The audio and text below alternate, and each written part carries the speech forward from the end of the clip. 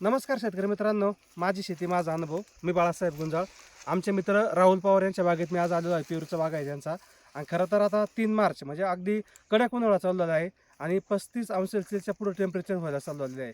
आता महाराष्ट्रातून बऱ्याच शेतकऱ्यांचे फोन येत असतात की आता फळांची गळ सुरू झालेली आहे. फळांची गळ तर होणारच आहे टेम्परेचर वाढल्यानंतर, परंतु इतरही समस्या आपल्याला उन्हाळ्यामध्ये जाणवत असतात आणि त्या समस्यावरती मात करणं फार गरजेचं असतं. कारण की पेरू शेती करत असताना बऱ्याचदा होतं काय, किंवा ज्यावेळेस आपले पावसाळ्यातले बहार असतात त्यावेळेस मात्र आपल्याला उन्हाचा कुठल्याही प्रकारचा त्रास आपल्याला पेरू शेतीमध्ये जाणवत नाही. परंतु ज्यावेळेस आपण उन्हाळी बहार धरत असतो त्यावेळेस मात्र निश्चितपणे आपल्याला खूप मोठ्या प्रमाणात पेरू शेतीमध्ये सनबर्निंग असेल, इतर गोष्टी असतील, फळगळ असेल, ह्या सगळ्या अडचणी जाणवत असतात आणि त्याचा दुष्परिणाम आपल्या पिकावरती होत असतो आणि पर्यायाने आपल्या उत्पन्नावरती होत असतो. परंतु याला पर्याय शोधणं फार गरजेचं असतं आणि संपूर्ण महाराष्ट्रात आपण मार्गदर्शन करत असताना वेगवेगळे प्रयोग करत असतो आणि ते प्रयोग आपण शेतकऱ्यांपर्यंत पोहोचवण्याचा प्रयत्न करत असतो. परंतु हे प्रयोग करत असताना आपण डायरेक्ट शेतकऱ्यांना प्रयोग करायला सांगत नाही, तर ते प्रयोग आपण आपल्या स्वतःच्या बागेवरती करत असतो. खरं तर आपली जी काही स्वतःची बाग आहे 10 एकर, त्याच्यामधली छाटणी बऱ्यापैकी झालेली आहे आणि आपल्या बागेमध्ये कुठल्याही प्रकारची फोम बसवण्याची आता सोय नाही, कारण की आपल्या बागेमध्ये बागच आपण आत्ताच धरलेला आहे, त्याच्यामुळे फळ नाही. परंतु आमचे मित्र राहुल पवार यांच्या बागे मात्र आता हा उन्हाळी बहार आहे आणि उन्हाळी बहारामध्ये त्यांना आता सनबर्निंगचा त्रास जाणू लागणार आहे इथून पुढच्या काळामध्ये आणि तो होऊ नये म्हणून याच्यावरती पर्याय शोधणं फार गरजेचं असतं आणि तोच पर्याय शोधण्याचा आपण प्रयत्न करणार आहोत.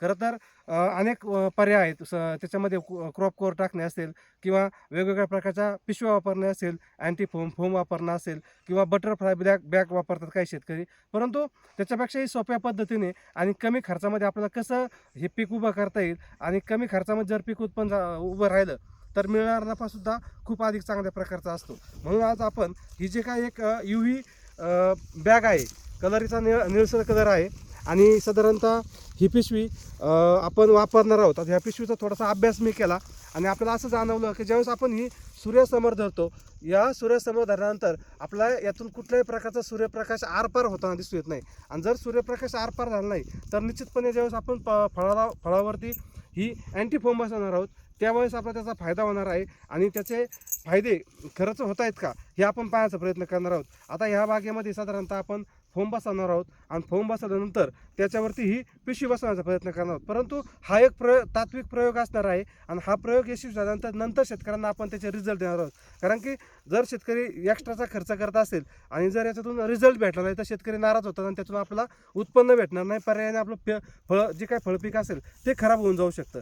परंतु अशा वेळेस मात्र आपल्याला आपल्या स्वतःच्या बागेमध्ये पहिला प्रयोग करायचा आहे आणि मी राहुलला विचारलं की आपल्या बागेमध्ये करायचा का, तर त्यांनी हो म्हटलं आणि आपण त्यांच्या बागेमध्ये एक 10 झाडं ही जी काय UV बॅग आहे ती वापरणार आहे. सुरुवातीला या झाडाचा पूर्ण पाहिलं आपण तर आपण या झाडावरती फोम बसवून घेतलेले आहेत आणि या फोमवरती आपण डायरेक्ट आता ही UV बॅग आहे ही बसवायचा प्रयत्न करणार आहोत. आणि कशा पद्धतीने बसवायचं, ज्या पद्धतीने आपण अँटी फोमचा वापर करत असतो त्याच पद्धतीने याला ही पण बॅग आहे. साधारणतः 9-13ची बॅग आहे आणि ह्या फोमला ही जी काय बॅग आहे ह्या बॅगला सुद्धा खालून 3 होल आहेत अशा पद्धतीने. म्हणजे जेव्हा आतमध्ये घामाने जेव्हा पाणी साचतं किंवा आतमध्ये जे काय टेम्परेचरनी मॉइश्चर तयार होतं ते बाहेर गेलं पाहिजे आणि आतलं फळ सुरक्षित राहिलं पाहिजे, त्यासाठी या ठिकाणी पाहू शकताय असे खालून 3 होल आहेत आणि हे 3 होल च्या माध्यमातून हे जे काही मॉइश्चर तयार होणार आहे ते पूर्णपणे बाहेर निघून जाणार आहे आणि ही पिशवी पूर्णपणे सूर्यप्रकाशाला कंट्रोलमध्ये ठेवणार आहे. म्हणून आपण त्याचे फोम बसून शेतकऱ्यांना याचे नंतरच्या